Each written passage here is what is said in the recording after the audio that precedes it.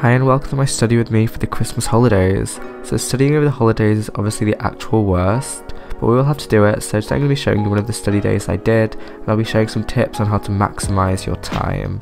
First thing I always do when I have any kind of extended study time is just to make myself a really basic timetable.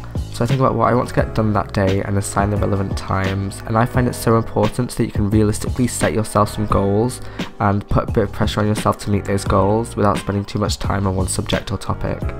Now of course I don't always religiously stick to the timetable, but I always do one just to make sure there's some kind of structure, because you don't want to be spending your valuable holiday time studying only to then go and waste that time.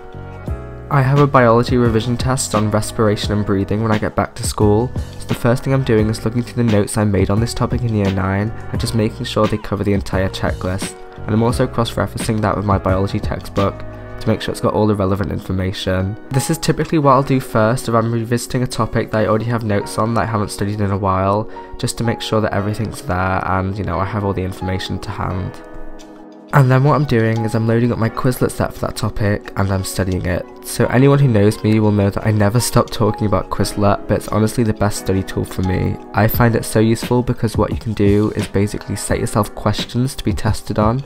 So then in an exam when they ask you a similar question, you already know exactly how to answer it. And so I make Quizlet sets for all my subjects, all the different topics, and that basically forms the basis for all my revision. I'll leave a link to my Quizlet sets in the description if you want to take a look what I'm, on about. The next thing I'm doing is some chemistry homework, because the biology that I did was quite intense and I knew that the chemistry would only take about 10 or 15 minutes, so I wanted to put it in here as a little breather because it was quite straightforward.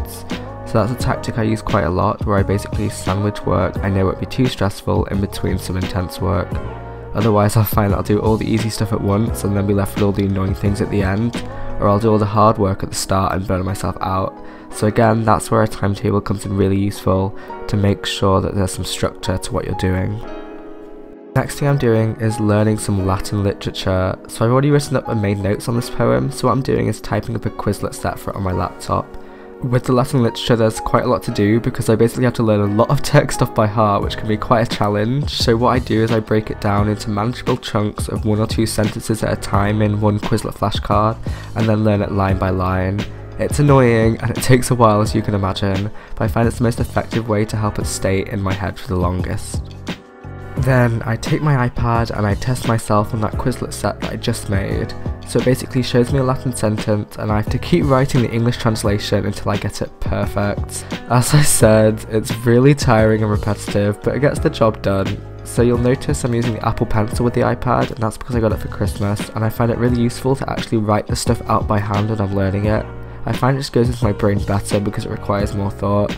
So I have a keyboard downloaded where basically I write something out and then it converts it to the typed text, and that's what I use with Quizlet to help me learn it.